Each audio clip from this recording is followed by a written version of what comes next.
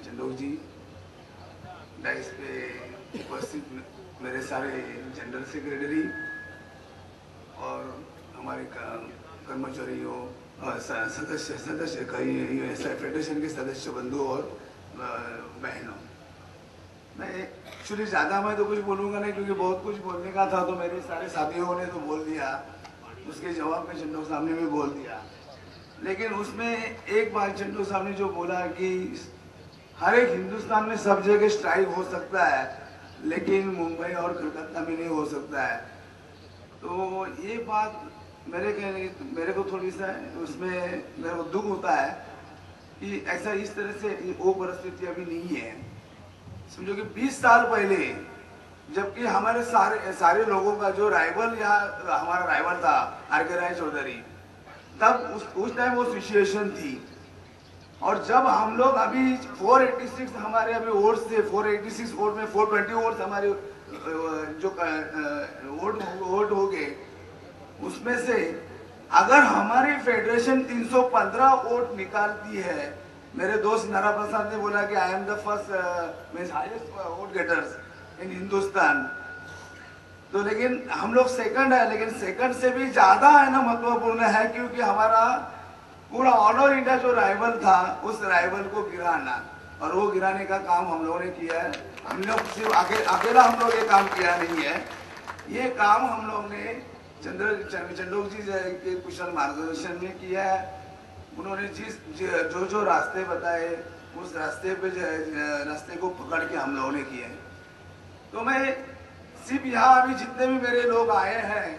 यहाँ कुल मुंबई रीजन से मेरे अभी 29 लोग आ गए हैं, तो मैं उनकी तरफ से है ना, यहाँ इधर अभी मंत्री महोदय के सामने भी अपना MP सामने महोदय के सामने मैं कहना चाहता हूँ, अगर चंडोक साहब कल स्ट्राइक करते हैं तो हम है ना पूरा मुंबई ये बंद कर देते। मुंबई इस देश की राजधानी है और जिस हम लोग पार्टी से ताल्लुकात रहते हैं, उस पार्टी का भी ऐसा नाम है कि अगर उन्होंने कभी स्ट्राइक किया तो कभी है ना वो फेल नहीं होता है। मेरे मुंबई के जितने भी लोग आए हैं खड़े होके है ना इस बारे में है ना मंत्री MP महोदय का है ना आश्वासन दे और चंडोक साहब को आश्वासन दे कि कल अगर स्ट्राइक करेगा तो हाँ, मैं ये जानता हूँ कि है ना ये स्ट्राइक मुंबई में सिर्फ जैन पेटी में नहीं हो सकता, उसमें हमारी गलती नहीं है कि जैन पेटी में आज 196 स्टाफ है। 196 स्टाफ जो है 196 स्टाफ में टोटल 80% स्टाफ ये बिग ऑफिसर सब लोग भरे हुए हैं, तो वहां क्या करें हम लोग। अभी ठीक है, अभी अजय तोमर जी ने एक बिग ग्रुप ऑफिसर एसोसिएशन चालू किया है, हमसे कोऑर्डिनेट करने जा रहे हैं। ये सेंट्रल इश्यू में अगर अजय तोमर जी वहां भी मेंबर बढ़ाए और वो भी स्टाफ अगर हमारे साथ आ जाएगा, तो मैं MP साहब को ये कहना चाहता हूँ कि साहब ये जो JNPT है, JNPT is the heart of this CWC, अगर वो 1 घंटे भी बंद हो जाएगा तो ही है, तो हमको ये 40% जो है ये 2 महीना तो छोड़ दो, 40 मिनट में इधर ये लोग दे देंगे, 40 मिनट में दे देंगे, ज्यादा हमको कुछ करने की जरूरत नहीं है, ये 40 मिनट में हो जाएगा। बाकी मेरे घर से मेरे को बोलने जैसा कुछ नहीं, मेरे सारे साथियों ने बोल दिया है। तो ये स्ट्राइक की वजह से हम लोग चंडोक साहब को वापिस आश्वासन देते हैं, जब भी चाहो कभी भी स्ट्राइक करो। इस अगर ये स्ट्राइक से अगर ये क्योंकि ऐसे जो लिखने से और बातों से बात जो होता नहीं है, तो ये मैनेजमेंट के साथ बातों से तो करना ही पड़ेगा हमको उस हिसाब से। और बाकी मैं और ज्यादा कुछ बोलना नहीं चाहूँगा, और भी साथी कुछ बोलेंगे। MP साहब भी यहाँ खड़े आ गए हैं, उनके भी विचार हम लोग आएंगे सुनेंगे। तो इसी साथ मैं आप सबको एक बार वापस आश्वासन दे के मैं मेरी मुंबई तरफ से धन्यवाद करता हूँ। एक सूचना है, रविचंद्रन चाकोवर्गी से मिले स्टेज के पास।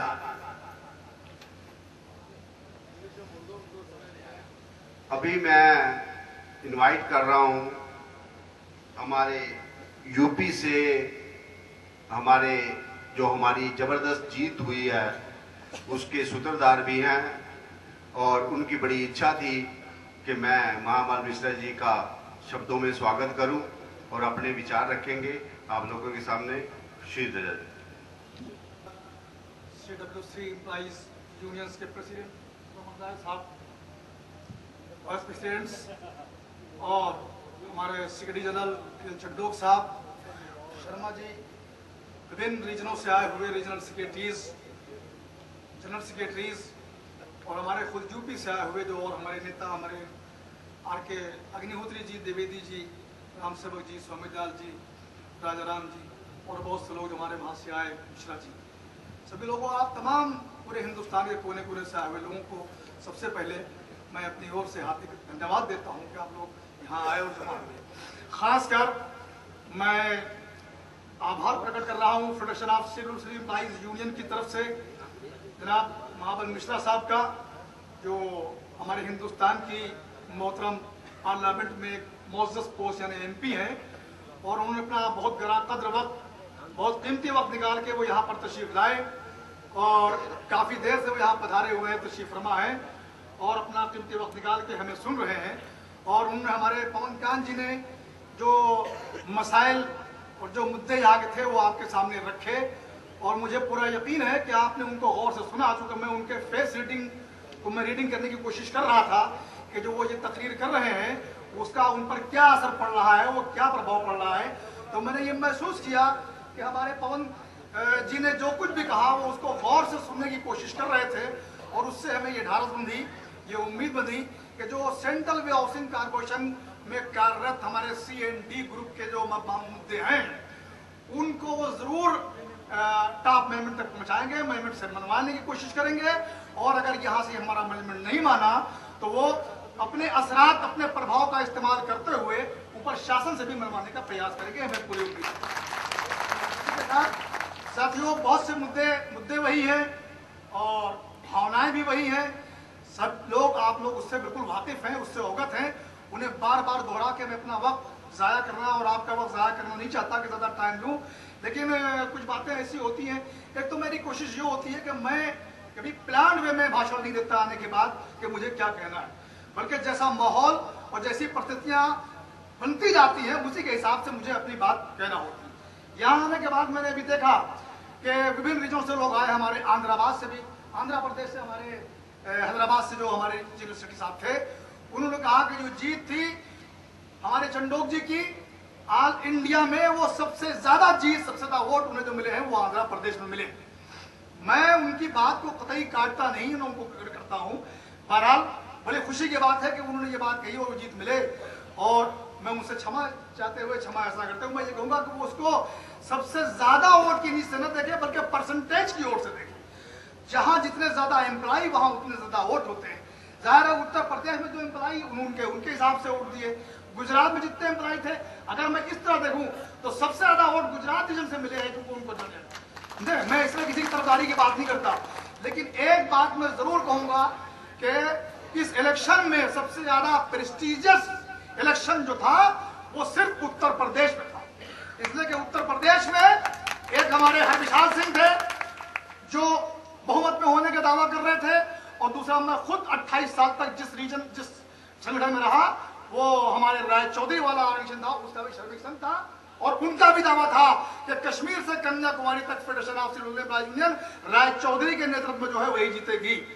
लेकिन जब ये बात अमल में आई और इलेक्शन शुरू हुआ करते देखते हुए तो मैं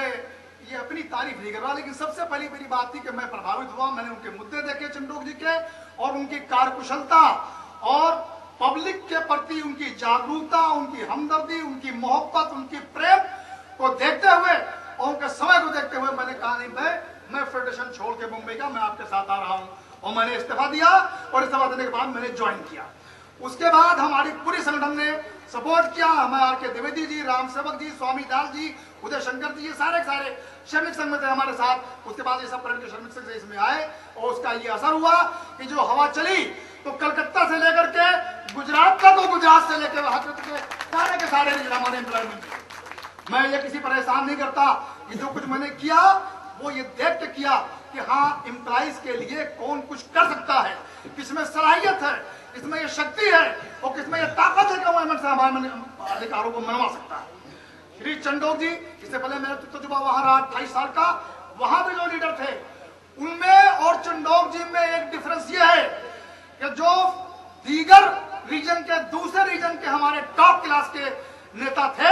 उनसे मिलने के लिए हमें समय लेना पड़ता था। एम्प्लॉय को उनको पर्चियां लेना पड़ती थी और उसके बाद भी किसी को समय मिलता था और किसी को समय नहीं मिलता था। जिसकी मिसाल जब हमने लखनऊ में फेडरेशन ऑफ चौधरी का आयोजन किया और उनमें हमारे जगजीवन प्रसाद जी उनसे मिलना चाहते थे, लेकिन श्री आर के राय चौधरी ने उनको मिलने का समय नहीं दिया और उसका नतीजा यह हुआ कि आज पूरी SC/ST एम्प्लॉइज यूनियन हमारे DL चंडोक जी के साथ खड़ी है।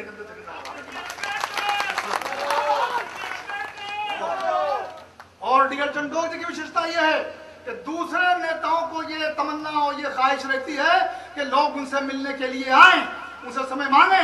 लेकिन DL चंडोक जी के में डिफरेंस ये है कि DL चंडोक जी का प्रयास ये होता है कि वो हर आखिरी से आखिरी आदमी तक के पहुंचने का प्रयास करते हैं। और यही वजह है कि जो हमारा ये इलेक्शन हुआ, वो इलेक्शन MLA और MP से बढ़ के, माफ कीजिएगा मैं MP साहब बैठे हैं, मौजूद है, मैं इनसे बहुत माफी के साथ गुजारिश करूंगा कि MLA का एक क्षेत्र होता है,